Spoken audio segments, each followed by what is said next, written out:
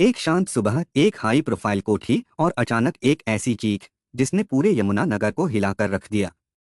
18 मई 2019 एक दिन जो एक परिवार की खुशियों को हमेशा के लिए मातम में बदल गया।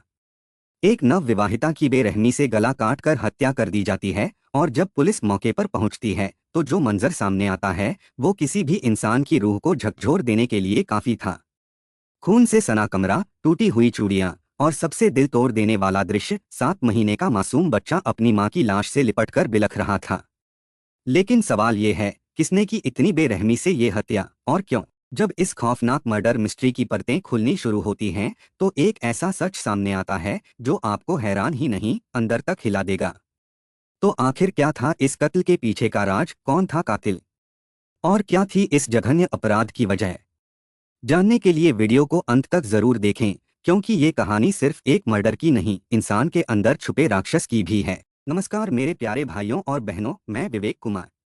क्राइम की कहानी के नए एपिसोड में आप सभी लोगों का हार्दिक स्वागत है। कहानी में आगे बढ़ने से पहले कृपया क्राइम की कहानी चैनल को सब्सक्राइब कर बेल आइकन जरूर दबा लें ताकि मेरे हर वीडियो का नोटिफिकेशन आपको मिलता रहे। तो चलिए आज की कहानी शुरू करते हैं। राजेश उर्फ विलट पासवान बिहार के मधुबनी जिले के बथनी राम पट्टी गांव का रहने वाला था। पिछले लगभग 1.5 साल से वह हरियाणा के यमुना नगर जिले के जगाधरी स्थित न्यू जैन नगर कॉलोनी में रह रहा था, जहां वह शहर के नामचीन उद्यमी और बालाजी स्टोन क्रेशर के मालिक राजिंदर सिक्का की कोठी पर काम कर रहा था। इससे पहले वह खिदराबाद स्थित आर के स्टोन क्रेशर में काम करता था, लेकिन वहां की कम तनख्वाह उसे संतुष्ट नहीं कर पाई। इसी कारण उसने वहां की नौकरी छोड़ दी और बेहतर भविष्य की आस में राजिंदर सिक्का के यहाँ आ गया। यहाँ न केवल उसे खाने पीने और रहने की सुविधाएं मिली, बल्कि हर महीने 8,000 रुपये वेतन भी मिलने लगा। राजिंदर सिक्का ने उसे अपनी कोठी के सामने वाले प्लॉट में रहने के लिए कमरा दे रखा था। 15 मई 2019 की रात राजेश ने तय किया कि उसे जल्दी सो जाना है। इसकी वजह भी खास थी, अगली सुबह यानी 16 तारीख को उसे तड़के उठना था। राजिंदर सिक्का को उस दिन पहले कचहरी और फिर अपने स्टोन क्रेशर पर जाना था। गौरतलब है कि सिक्का पिछले 20 दिनों से घर पर ही थे, क्योंकि उनका हाल ही में एक ऑपरेशन हुआ था। दरअसल उनका वजन जरूरत से ज्यादा बढ़ गया था और डॉक्टर्स की सलाह पर उन्होंने वजन घटाने के लिए ऑपरेशन करवाया था। बहरहाल 16 मई की सुबह राजेश ठीक 7 बजे उठ गया था। सबसे पहले राजेश ने रोज की तरह कोठी में खड़ी कार धोई। फिर उसने राजिंदर सिक्का की ड्रेसिंग में मदद की और घर के सभी लोगों के लिए नाश्ता तैयार कर उन्हें परोसा।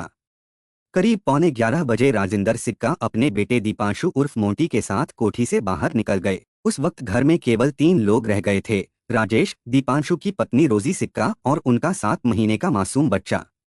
राजिंदर और दीपांशु के चले जाने के बाद राजेश ने पूरी कोठी की सफाई में जुट गया। एक एक कमरे को संवारते हुए जब वह छत पर पहुंचा तो उसने वहां के पंखों की सफाई शुरू किया। काम खत्म करने के बाद वह सामने वाले प्लॉट में चला गया, जहां उसे कपड़े धोने थे। कपड़े धोने के बाद उन्हें मशीन में डालकर ड्राई करना था। मशीन कोठी में रखी थी। जब वह कपड़े लेकर वापस कोठी पर पहुंचा तो देखा कि दरवाजा अंदर से बंद था। राजेश ने रोजी को कई बार आवाजें दी, लेकिन अंदर से कोई प्रतिक्रिया नहीं आई। उसने दरवाजा खटखटाया, फिर जोर जोर से पीटा, लेकिन कोई जवाब नहीं मिला। कुछ देर तक इंतजार करने के बाद थक हार कर उसने दीपांशु को फोन किया और बताया कि उसे मशीन में कपड़े सुखाने हैं, लेकिन भाभी जी दरवाजा नहीं खोल रही हैं। दीपांशु ने कहा, मैं अभी रोजी को फोन करता हूं, तब तक तुम कपड़े लॉन में फैला दो। यह बात करीब दोपहर 1:30 बजे की थी। लगभग 10 मिनट बाद राजेश के फोन पर फिर से कॉल आया। इस बार हिमांशु का फोन था। फोन पर दीपांशु की आवाज थोड़ी परेशान सी थी। उसने कहा, मैं भी काफी देर से रोजी का फोन ट्राई कर रहा हूं, लेकिन वो उठा नहीं रही। तुम जरा अंदर जाकर देखो क्या मामला है। राजेश ने चिंतित होकर कहा, लेकिन मैं अंदर जाऊंगा कैसे? कोठी का गेट अंदर से बंद है। मैंने इतनी बार दरवाजा पीटा पर भीतर से कोई आवाज ही नहीं आई। ठीक है, दीपांशु ने हल्की घबराहट भरी आवाज में जवाब दिया, तुम किसी तरह दीवार फांद कर भीतर जाओ और जो भी बात हो मुझे तुरंत बताना। दीपांशु के कहने पर राजेश हिचकते हुए कोठी की दीवार फांद गया। लेकिन जैसे ही वह भीतर पहुंचा, वहां का नजारा देखकर उसके होश उड़ गए। उसके हाथ कांपने लगे और उसने घबराहट में दीपांशु को फोन मिलाते हुए साथ साथ जोर से शोर मचाना शुरू कर दिया। राजेश की चीखें सुनकर आसपास के पड़ोसी तुरंत दौड़े चले आए। किसी ने खिड़की से भीतर झांका, किसी ने दरवाजा खटखटाया, लेकिन जो दृश्य दिखा उसने सभी के पैरों तले जमीन खींच लिया। परेशान पड़ोसियों ने बिना देर किए पुलिस कंट्रोल रूम नंबर 100 और एम्बुलेंस नंबर 102 पर 20 से ज्यादा बार कॉल किया, लेकिन हैरानी की बात यह थी कि किसी ने भी फोन रिसीव नहीं किया। तब तक राजेंद्र सिक्का और दीपांशु भी तेजी से कोठी पर पहुंच गए थे। जब लगातार कॉल करने के बावजूद कंट्रोल रूम से कोई जवाब नहीं मिला, तो उन्होंने देर न करते हुए अर्जुन नगर पुलिस चौकी का रुख किया और पूरी घटना की जानकारी पुलिस को दिया। मामला एक हाई प्रोफाइल परिवार से जुड़ा था, इसलिए प्रशासन में तुरंत हलचल मच गई। खुद एसपी कुलदीप यादव कुछ ही समय में मौके पर पहुंच गए। उनसे पहले DSP headquarter Subhash, DSP Jagadhri Sudhir, DSP Pradeep, Jagadhri city SHO Rakesh, CIA 2 incharge Shri Bhagwan Yadav और तमाम अन्य पुलिस अधिकारी वहां पहुंच चुके थे। क्राइम टीम भी पूरी तैयारी के साथ मौके पर पहुंच गई थी। यह घटना 16 मई 2019 की है। जगाधरी की न्यू जैन नगर कॉलोनी में रहने वाले स्टोन क्रेशर उद्यमी राजेंद्र सिक्का के घर का नजारा रूह कपा देने वाला था। किसी ने बेरहमी से दीपांशु की पत्नी रोजी सिक्का की गला काटकर हत्या कर दी थी।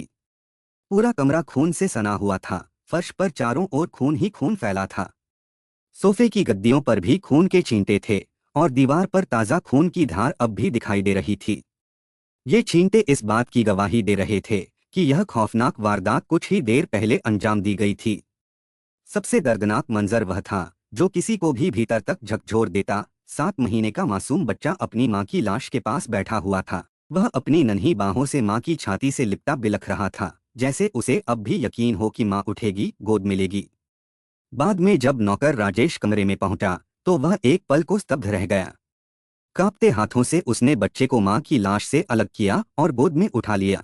घर के भीतर ही नहीं बल्कि बाहर गली में भी खून के निशान बिखरे हुए थे। इन निशानों को देखकर यह आशंका और भी प्रबल हो गई कि हत्यारा वारदात को अंजाम देने के बाद दीवार फाड़ कर इसी रास्ते से भागा होगा।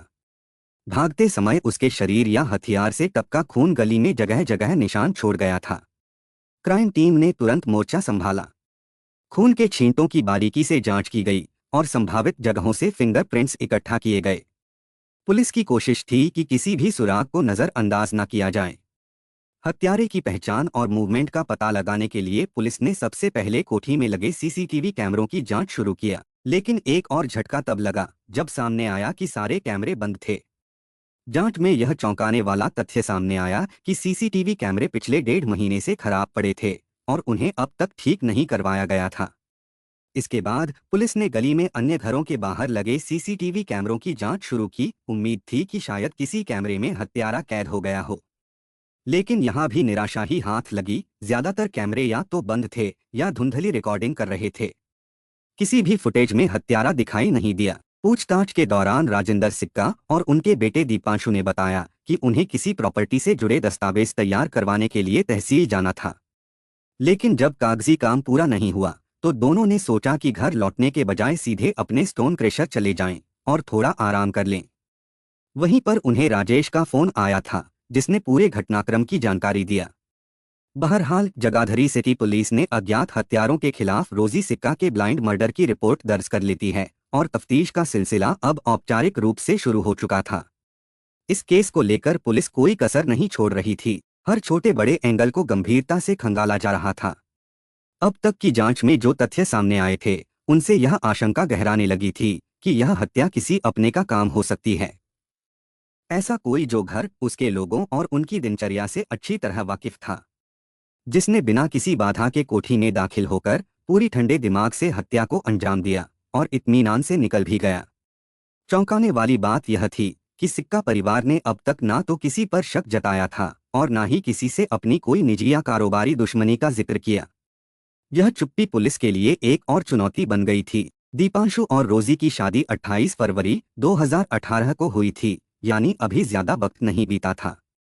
पुलिस अब इस रिश्ते की गहराई, उसमें छिपी किसी दरार या पुराने झगड़े की तलाश भी कर रही थी। कहीं कोई अधूरी कहानी तो नहीं या कोई दबा हुआ राज तो नहीं है। एसपी कुलदीप यादव ने इस हाई प्रोफाइल केस की जांच के लिए तुरंत सीआईए समेत 4 विशेष टीमें गठित कर दिया। हर टीम को अलग अलग एंगल से जांच करने की जिम्मेदारी दी गई थी। लेकिन इतने प्रयासों के बावजूद अब तक कोई ठोस सुराग हाथ नहीं लगा था। घटनास्थल की हालत ने पुलिस को उलझा दिया था। ना तो कोई लूटपाट के निशान थे, ना ही तिजोरी या अलमारी के साथ छेड़छाड़ की गई थी। घर में रखा एक एक सामान अपनी जगह पर था। प्रारंभिक जांच इस ओर इशारा कर रही थी कि यह वारदात सिर्फ और सिर्फ रोजी की हत्या के लिए अंजाम दी गई थी। कोई दुर्घटनावश मर्डर नहीं था, ना ही कोई चोरी के दौरान की गई हिंसा। लेकिन जिस बेरहमी से रोजी का गला रेता गया था, दीवार तक पर खून की धारें, उसने पुलिस को यह सोचने पर मजबूर कर दिया कि मामला कहीं ना कहीं गहरी व्यक्तिगत रंजिश से जुड़ा हो सकता है। इस संभावना को ध्यान में रखते हुए पुलिस टीमों ने क्राइम सीन को एक बार फिर नए सिरे से बारीकी और धैर्य के साथ खंगालना शुरू किया। इस बार पुलिस ने उस प्लॉट की भी गहन जांच की जहां नौकर राजेश रहता था। वही कमरा जो राजिंदर सिक्का ने उसे अपनी कोठी के सामने रहने के लिए दे रखा था। यहीं से कहानी ने एक नया मोड़ लिया। प्लॉट की तलाशी के दौरान पुलिस को कुछ ऐसे सबूत हाथ लगे जिनके आधार पर संदेह की सुई अब सीधा राजेश की ओर घूम गई। इन सुरागों की वजह से पुलिस ने तुरंत उसे पूछताछ के लिए थाने बुला लिया। दरअसल CIA 2 के इंचार्ज इंस्पेक्टर श्री भगवान यादव को पहले से ही राजेश पर हल्का हल्का शक था और उसके कमरे की तलाशी के बाद यह शक और भी मजबूत हो गया। राजेश का व्यवहार भी पुलिस की नज़र में खटकने लगा था। पहला शक उस वक्त गहरा हुआ जब मर्डर के तुरंत बाद राजिंदर सिक्का और पुलिस कोठी पर पहुंचे। राजेश वहां पहले से मौजूद था और बहुत तेज तेज रोने की एक्टिंग कर रहा था। उसकी चीखें जरूरत से ज्यादा बनावटी लग रही थीं। दूसरा शक तब उभरा जब दीपांशु से फोन पर बात करने के महज 10 मिनट बाद राजिंदर सिक्का ने खुद राजेश को कॉल कर यह कहा था कि वह घर जाकर देखे बहू फोन क्यों नहीं उठा रही। लेकिन राजेश की तरफ से तब भी कोई स्पष्ट प्रतिक्रिया नहीं आई, जो एक सामान्य इंसान की घबराहट के हिसाब से अजीब था।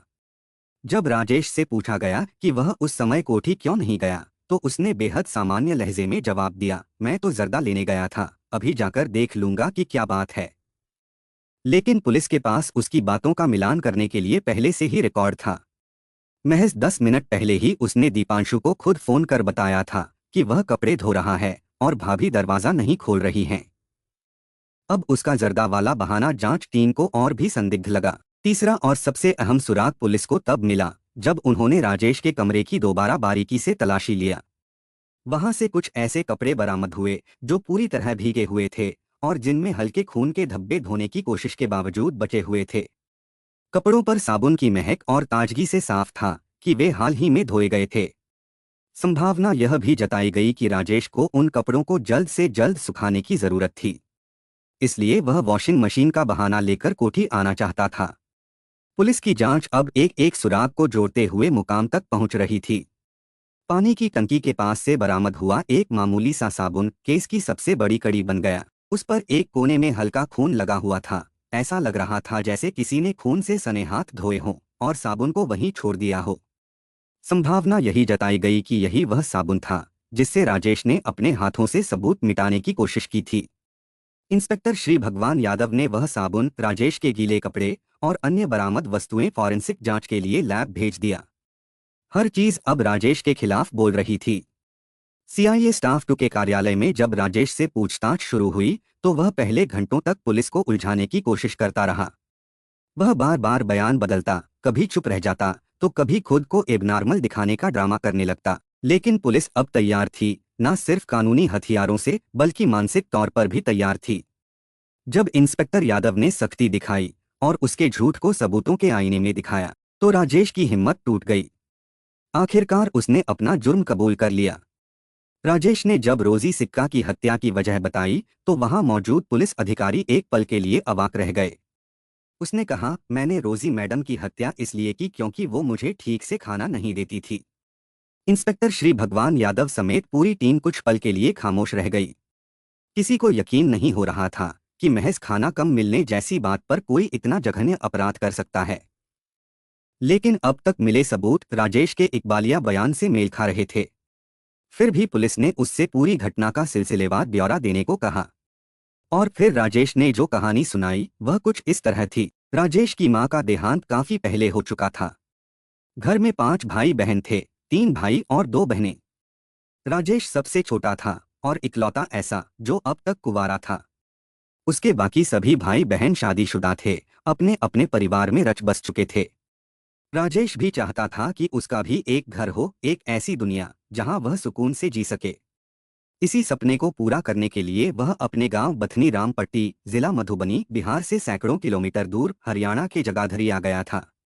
शुरुआत में वह खिदराबाद के आर के स्टोन क्रेशर में काम करता था। मेहनत करता था, लेकिन वहां मेहनत के मुकाबले तनख्वाह बहुत कम थी। इसी वजह से उसने वह नौकरी छोड़ी और न्यू जैन नगर में स्थित स्टोन क्रेशर उद्यमी राजेंद्र सिक्का के यहाँ काम पकड़ लिया। यहाँ उसे सब कुछ ठीक ठाक मिला, अच्छा वेतन, रहने की जगह और सबसे अहम भरपेट खाना। वो भी दिल लगाकर सिक्का परिवार की सेवा करता था। कोठी की सफाई, खाना बनाना, पंखे से लेकर लॉन तक सब कुछ संभालता।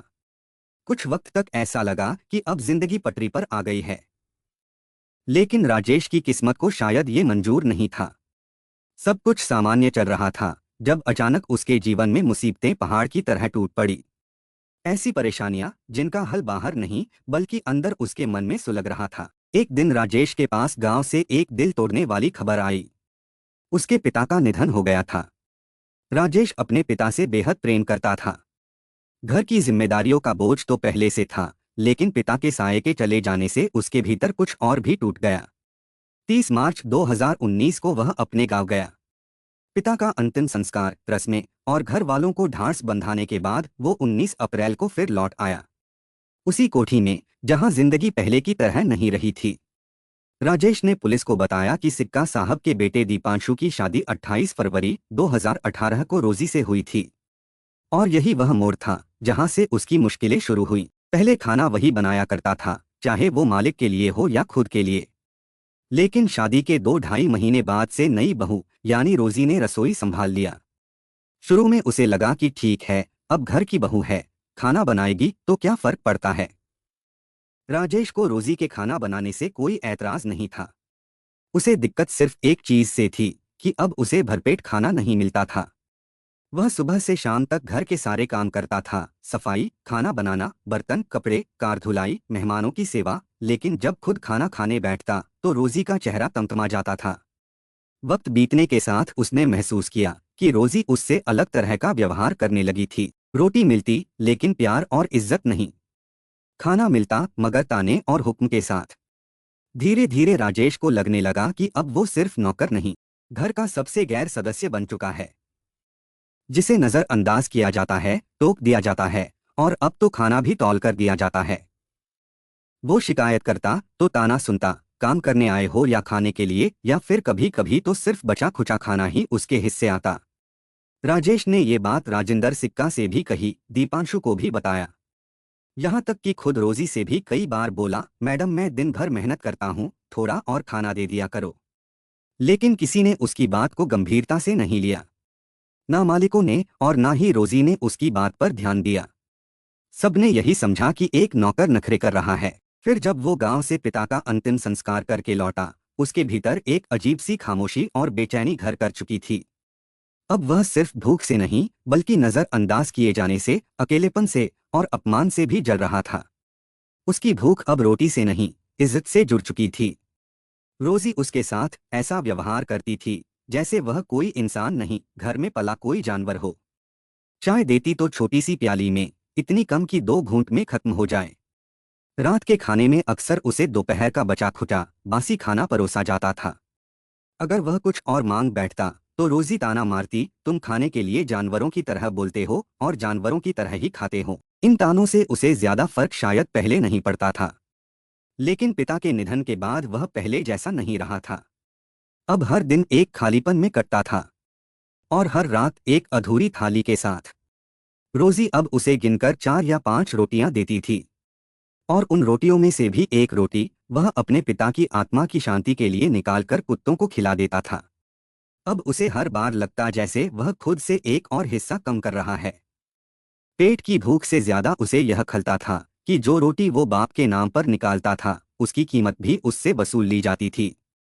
अब हाल यह हो गया था कि उसे कभी कभी यह भी याद नहीं रहता कि उसने खाना खाया भी है या नहीं। घटना वाले दिन 16 मई 2019 की सुबह भी कुछ अलग नहीं थी। राजेश ने रोज की तरह सुबह 7 बजे से काम शुरू कर दिया था। दोपहर होते होते जब भूख ने जोर मारा तो वो सीधा रसोई की ओर बढ़ा और खाना मांग लिया। मालकिन रोजी का जवाब था, खाना अभी बना नहीं है, दीपांशु के आने के बाद ही बनेगा, तभी मिलेगा। राजेश ने दोनों हाथ जोड़कर नम्रता से कहा, भाभी जी साहब लोग पता नहीं कब तक आएंगे, लेकिन भूख से मेरी जान निकल रही है। यदि आप खाना नहीं बना सकती तो मैं खुद बनाकर खा लूंगा। रोजी ने हमेशा की तरह इस बार भी वही रटी रटाई बातें दोहराई, तुम खाने के लिए जानवरों की तरह बोलते हो और जानवरों की तरह ही खाते हो। हर बार इन अपमानजनक बातों को चुपचाप सुनने वाला राजेश इस बार टूट गया। उसकी सहनशक्ति अब जवाब दे चुकी थी। उसके भीतर कुछ उबल रहा था, कुछ ऐसा जो अब और दबाया नहीं जा सकता था। क्रोध से कांपते हुए वह रसोई की ओर बढ़ा। उसने सब्जी काटने वाला चाकू उठाया, वही चाकू जिससे वह अक्सर घर का काम किया करता था। उस वक्त रोजी लिविंग रूम में मोबाइल पर गेम खेलने में मशगूल थी, बिल्कुल बेफिक्र। राजेश ने दबे पांव कमरे में प्रवेश किया, एक सन्नाटा जो तूफान से ठीक पहले आता है। उसने बाएं हाथ से रोजी का गला कस कर पकड़ लिया और फिर दाएं हाथ में पकड़े चाकू से एक के बाद एक उसकी गर्दन पर वार करने लगा। अचानक हुए इस बेरहम हमले से रोजी सन्न रह गई। पहले तो उसे समझ ही नहीं आया कि क्या हो रहा है, लेकिन फिर उसने पूरे जोर से खुद को छुड़ाने की कोशिश शुरू कर दिया। उसकी चीखें कमरे की दीवारों से टकरा रही थीं, पर राजेश का गुस्सा अब इंसान की हदें पार कर चुका था। रोजी ने उसकी पकड़ से खुद को आजाद करने के लिए राजेश के हाथ पर दांत गड़ा दिए, 2 अंगुलियां तक लहूलुहान हो गईं। लेकिन राजेश ने ना तो हाथ हटाया ना ही चाकू। वो अब एक ऐसे मोड़ पर था जहां से वापसी का कोई रास्ता नहीं था। संघर्ष ज्यादा देर तक नहीं चला। आखिरकार राजेश ने चाकू से उसकी गर्दन पर गहरा वार किया, ऐसा वार जो अंतिम था। रोजी लड़खड़ाई, जैसे कोई पेड़ अपनी जड़ से कटकर गिरता है। वो फर्श पर गिरी और कुछ क्षणों तक तड़पती रही। फिर एक सन्नाटा, एक स्थायी खामोशी, हमेशा के लिए। रोजी की हत्या के बाद जैसे राजेश के भीतर कोई स्विच ऑफ हो गया। गुस्से की आग बुझ चुकी थी, अब उसके चेहरे पर अजीब सा सन्नाटा था। उसने वही चाकू उठाया जिसे अभी कुछ पल पहले उसने हत्या के लिए इस्तेमाल किया था, उसे धोकर सलीके से रसोई में रख दिया, जैसे कुछ हुआ ही ना हो। अब वो वहां से भागना चाहता था, लेकिन होशियारी से। बड़े गेट से निकलता तो खून के निशान साफ नजर आते, इसलिए उसने छोटे गेट के ऊपर से छलांग लगाई और सीधे अपने कमरे में जा पहुंचा। वहां पहुंचकर सबसे पहले अपने खून से सने कपड़े धो डाले, एक एक छींटे को साफ कर दिया, जैसे अपने गुनाह के सबूत मिटा रहा हो। लेकिन कहानी यहीं खत्म नहीं हुई। शक की सुई खुद पर ना आए, इसके लिए उसने एक चाल चली। उसने रोजी के पति दीपांशु उर्फ मोंटी को खुद फोन किया, आवाज में घबराहट नहीं, बस एक मासूम सा कारण, भैया मुझे वॉशिंग मशीन में कपड़े सुखाने हैं, लेकिन भाभी जी गेट खोल ही नहीं रही हैं। रोजी की हत्या किसी आवेश में की गई क्रिया नहीं लगी, बल्कि यह एक ठंडे दिमाग से प्रोफेशनल कातिल की तरह अंजाम दी गई थी। हर कदम, हर निशान को मिटाने की कोशिश, जैसे राजेश ने सब कुछ पहले से सोच रखा हो। हत्या के महज 2 दिन बाद, यानी 18 मई 2019 को, जब राजेश ने अपना जुर्म कबूल किया, तो SHO Jagadhri city inspector Rajesh और इंस्पेक्टर श्री भगवान यादव ने उसे एसईजेएम जगाधरी गगनदीप मित्तल की अदालत में पेश किया। कोर्ट ने आरोपी को 5 दिन के पुलिस रिमांड पर भेज दिया। रिमांड के दौरान पुलिस ने उसकी मानसिक स्थिति की जांच भी करवाई। उसे मनोरोग विशेषज्ञ के पास ले जाया गया, लेकिन जांच के बाद भी कोई इस बात की पुष्टि नहीं कर पाया कि वह सचमुच एक साइको है या नहीं। राजेश एक पहेली बन गया था, जो सीधा दिखता था पर भीतर से बेहद जटिल था। 21 मई 2019 जब अभियुक्त राजेश को रिमांड समाप्ति के बाद दोबारा अदालत में पेश किया गया, तो इस चर्चित केस में एक ऐसा मोड़ आया जिसने न सिर्फ पुलिस बल्कि पूरे शहर को हिलाकर रख दिया। हाई प्रोफाइल रोजी सिक्का मर्डर केस अब महज एक घरेलू विवाद का मामला नहीं रहा। अदालत में पेशी के दौरान राजेश उर्फ विलट पासवान ने एक ऐसा खुलासा किया जो सीधे सीधे साजिश की ओर इशारा करता था। उसने पुलिस और अदालत के सामने दावा किया कि उसने यह हत्या किसी निजी रंजिश या गुस्से में नहीं की थी, बल्कि यह सब उसके साहब के कहने पर किया गया था। मैंने भाभी जी की हत्या उनके ससुर श्री राजिंदर सिक्का के कहने पर की थी। उन्होंने मुझे 50,000 रुपए देने का वादा किया था। इस कबूलनामे ने केस को एक नई दिशा दे दिया। अब राजेश सिर्फ एक हत्यारा नहीं, बल्कि किसी बड़ी साजिश का मोहरा नजर आने लगा था। दोपहर बाद आरोपी राजेश को एक बार फिर एसईजेएम गगनदीप मित्तल की अदालत में पेश किया गया, लेकिन इस बार मामला सिर्फ पेशी का नहीं था। इस बार वो अदालत से बाहर निकला तो जैसे पूरे केस का रुख ही बदल गया। अदालत परिसर के बाहर पहले से मौजूद मीडिया की भीड़ और CIA 2 स्टाफ की मौजूदगी में राजेश ने कैमरे के सामने अपने मालिक राजेंद्र सिक्का पर गंभीर आरोपों की बौछार कर दिया। मुझ पर दबाव डाला गया था कि मैं भाभी जी को मार दूं। ये पूरा प्लान हत्या से एक रात पहले ही बना लिया गया था। राजेश ने यह भी बताया कि हत्या के पीछे की असली वजह घर के पैसों को लेकर शक और तनाव था। उसके मुताबिक राजेंद्र सिक्का अक्सर यह कहते थे, घर में इतना पैसा आता है लेकिन पता नहीं चलता कि जाता कहाँ है, ना कोई हिसाब मिलता है ना कोई जवाब। यह बयान जैसे केस की परतें उधेड़ने लगा। अब यह महज एक घरेलू विवाद नहीं बल्कि धन, शक और साजिश की गहरी कहानी बन चुकी थी। राजेश ने आगे जो कहा वह पूरे मामले को और भी पेचीदा बना गया। उसके मुताबिक उसने रोजी की हत्या करने से पहले साफ इनकार कर दिया था, लेकिन इनकार के बाद जो हुआ वो एक आम नौकर की जिंदगी को खौफ के साये में धकेलने वाला था। राजेश ने बताया, जब मैंने मना किया तो उन्होंने मुझे धमकाया और कहा, अगर तू ये काम नहीं करेगा तो तू मरेगा। मैंने अपनी जान बचाने के लिए ये कदम उठाया। राजेश का दावा था कि यह सिर्फ लालच नहीं था बल्कि जान का डर था जिसने उसे यह जुर्म करने पर मजबूर किया। राजेंद्र सिक्का ने उसे भरोसा दिलाया था, तुझे कुछ नहीं होगा। अगर कोई पूछे तो कह देना कि रोजी तुझे रोटी कम देती थी, बस सब मान लेंगे। राजेश ने बताया कि उसे कोई एडवांस रकम नहीं दी गई थी, बल्कि उसे यह झांसा दिया गया था कि अगले साल जब तेरी शादी होगी तब तुझे तेरे 50,000 रुपए मिल जाएंगे। नौकर के इस सनसनीखेज खुलासे ने मामले की तस्वीर ही बदल दी थी। पुलिस की जांच अब एक नए मोड़ पर पहुंच चुकी थी। राजेंद्र सिक्का को हिरासत में लेकर पूछताछ की तैयारी शुरू हो गई थी। इस बीच मृतका का पति दीपांशु उर्फ मोंटी खुलकर सामने आया और उसने पुलिस पर गंभीर आरोप लगा दिए। मोंटी का कहना था कि पुलिस जानबूझकर उसके पिता को इस मामले में फंसाने की साजिश कर रही है। उधर 4 जून 2019 को रोजी के माता पिता जनकराज और सीमा रानी ने SP को एक लिखित शिकायत सौंपी। उन्होंने आरोप लगाया कि दीपांशु ने 9 मई 2019 को उन्हें फोन करके 10 लाख रुपए की मांग की थी। जवाब में उन्होंने कहा कि वे अपनी जमीन का सौदा कर चुके हैं जिसकी रजिस्ट्री अभी बाकी है। रजिस्ट्री होते ही वह पैसे दे देंगी।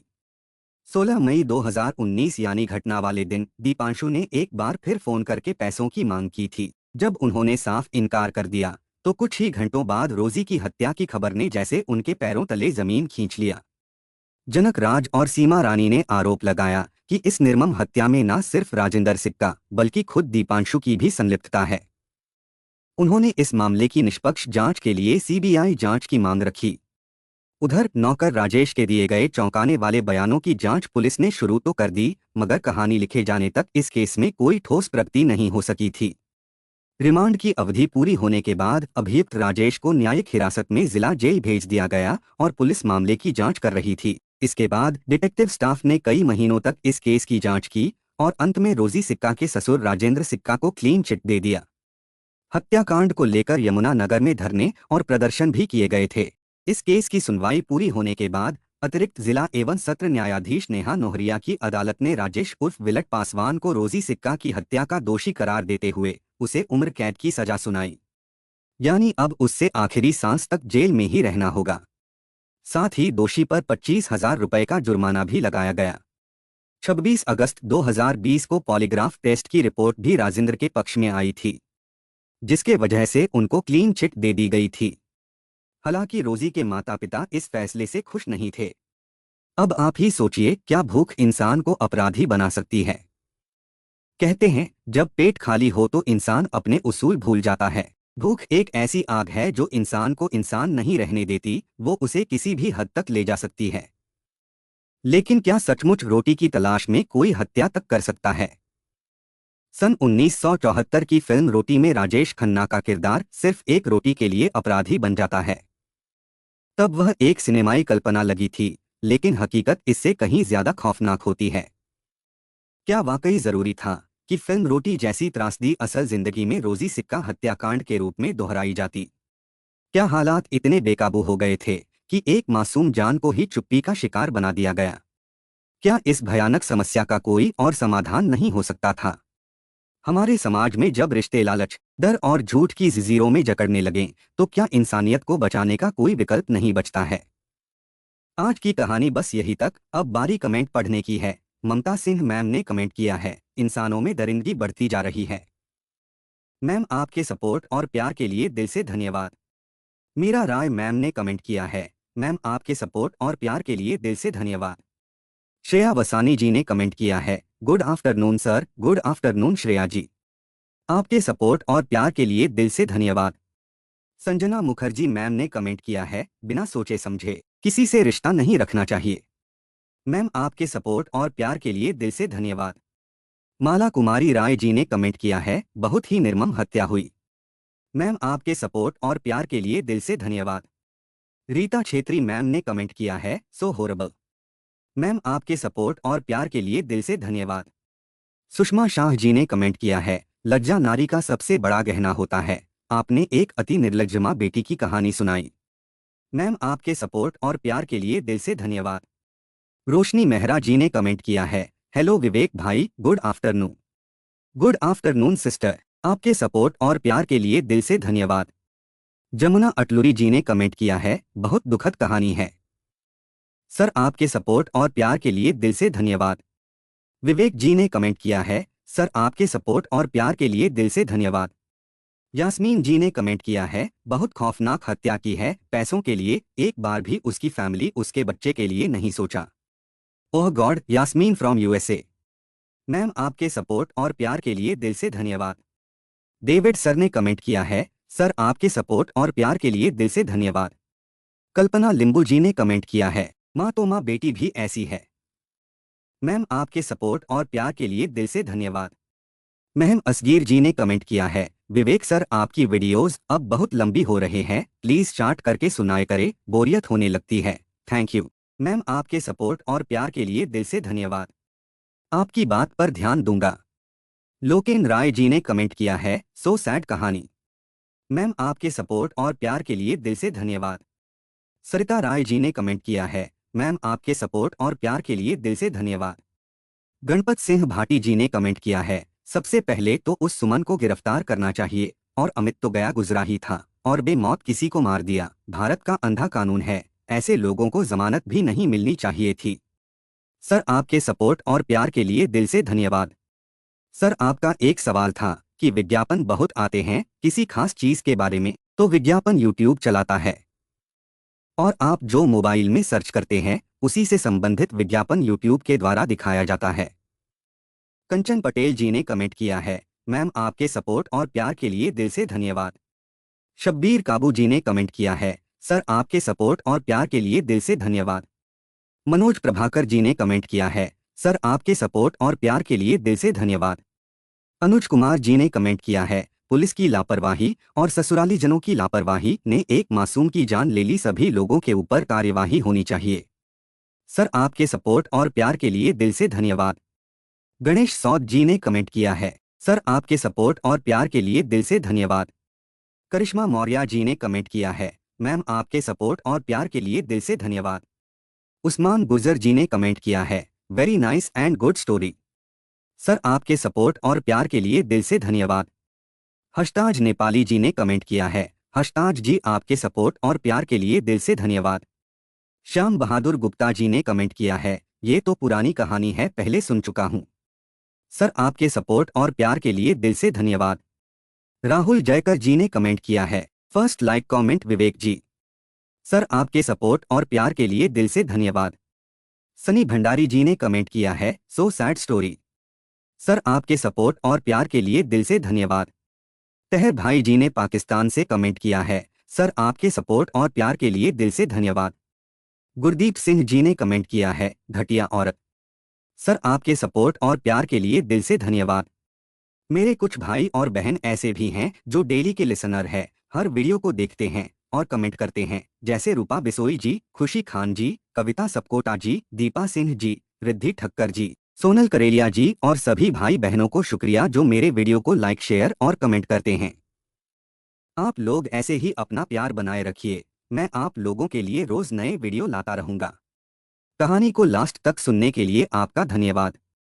इस कहानी के बारे में अपनी राय कमेंट करके जरूर बताइएगा और ऐसी ही अपराध की सच्ची कहानियों के लिए हमारे चैनल क्राइम की कहानी को सब्सक्राइब कर लीजिए। कहानी को लाइक और शेयर जरूर करें। धन्यवाद।